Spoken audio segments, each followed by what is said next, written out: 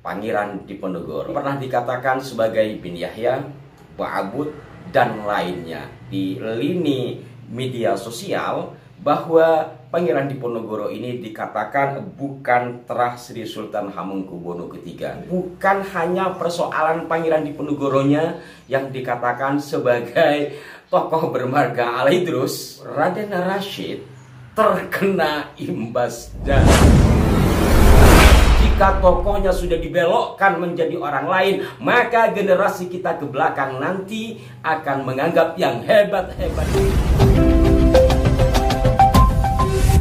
Assalamualaikum warahmatullahi wabarakatuh. Salam jumpa, salam sejahtera untuk Anda semua. Salam persaudaraan dari kami Al9 Channel. Saudara-saudaraku, kembali saya menyapa Anda dan kembali juga akan mengulas tentang sejarah yang dibelokkan. Satu di antara tokoh yang sering kali dibelokkan dan dicantol-cantolkan nasabnya adalah Pangeran Diponegoro.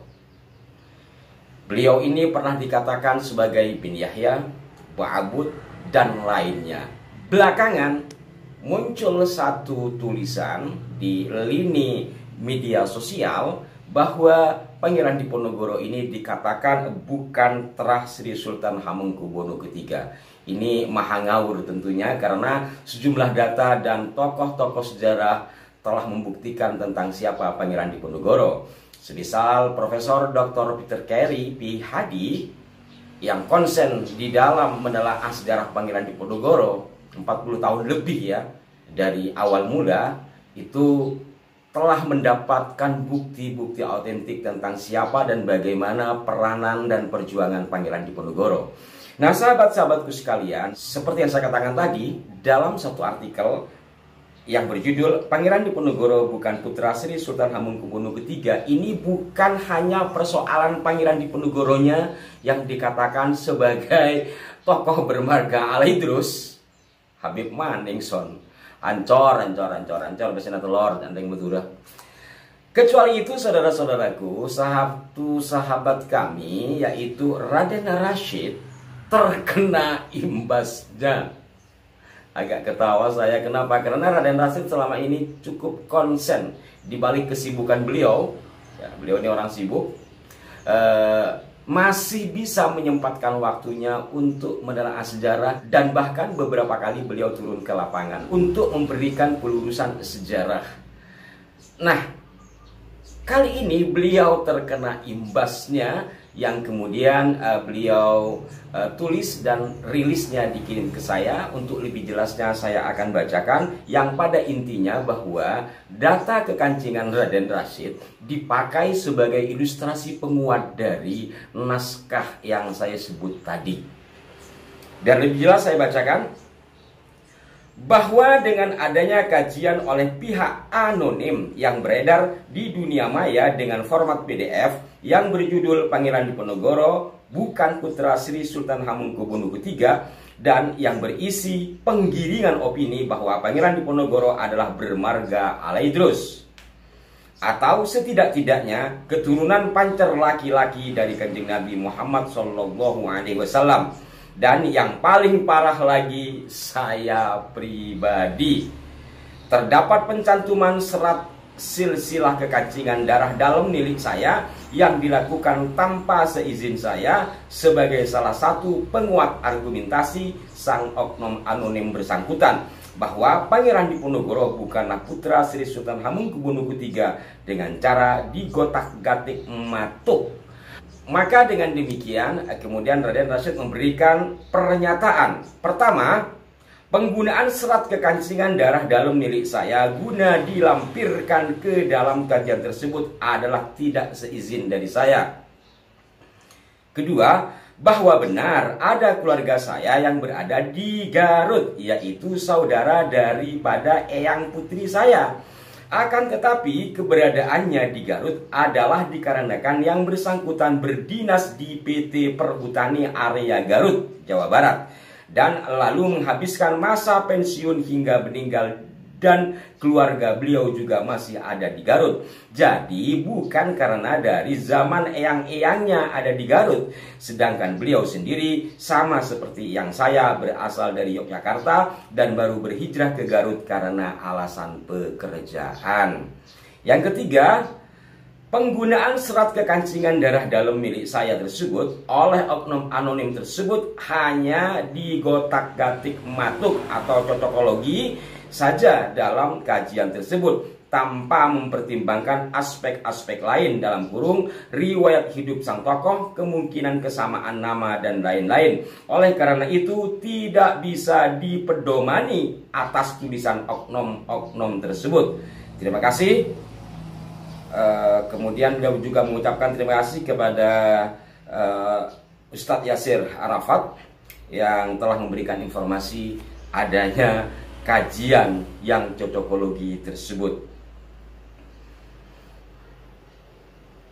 Mengherankan sekali, daripada marah kan lebih baik tersenyum gitu walaupun getir. Luar biasa kan pembelokan sejarah itu terjadi. Di otak-atik jadi ini, jadi itu. Raden Rashid yang selama ini konsen dalam pelurusan sejarah ternyata kena getahnya. Jangan-jangan saya juga sama. Tapi saya enggak lah, saya kan bukan turunan Ningrat ya. Saya turunan orang-orang biasa saja. Nah, sahabat-sahabatku sekalian, Raden Rashid sebagaimana sering kami sampaikan, beliau adalah terah dari Sri Sultan Hamengkubuwono II, yang otomatis dengan demikian beliau sama terah dari Sri Sultan Hamengkubuwono II dengan Raden Dibyo Laksmono. Atas adanya pembelokan sejarah serta pencatutan dari data serat kekancingan Raden Rashid membuat Den Dibyo akhirnya murka bahwa terjadi pencatutan dari silsilah Raden Rashid dari Trah HB2. Saya cuma ingin bertanya kepada kalian, ya, maunya kalian apa sama Jogja? Hah? Maunya kalian apa sama Jogja? Jangan dipikir Yogyakarta, Hadiningrat, Mataram tidak bisa marah kepada kalian. Silsilah eyang kami kalian palsukan lagi. Untuk kali ini Ala Idrus.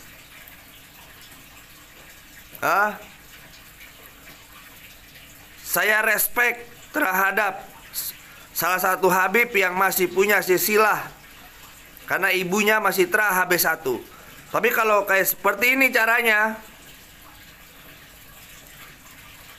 saya tidak boleh gebiak uyah. Tapi kalau seperti ini caranya, tidak ada kompromi. Yogyakarta harus bergerak. Mukti utomati. Sahabat-sahabatku sekalian, dari apa yang telah kami sampaikan dan dari apa yang Den Dibyo sampaikan, semoga ini menjadi pembelajaran bagi kita sebagai satu penyadaran bahwa sejarah bangsa kita sedang tidak baik-baik saja. Orang-orang besarnya diklaim sebagai bagian dari klan tertentu. Dan ini semoga juga bersejalan dengan upaya saudara-saudara kita yang lain, termasuk di perjuangan Wali Songo Indonesia dalam rangka berupaya meluruskan sejarah bangsa ini serta menjaga marwah leluhur bangsa kita.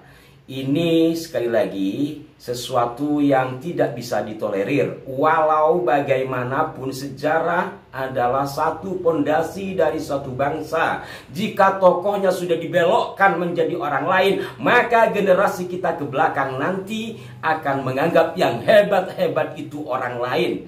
Padahal bukti-bukti sejarah menunjukkan betapa bangsa kita adalah bangsa besar. Bangsa kita adalah bangsa yang kemudian didatangi oleh bangsa-bangsa yang lain.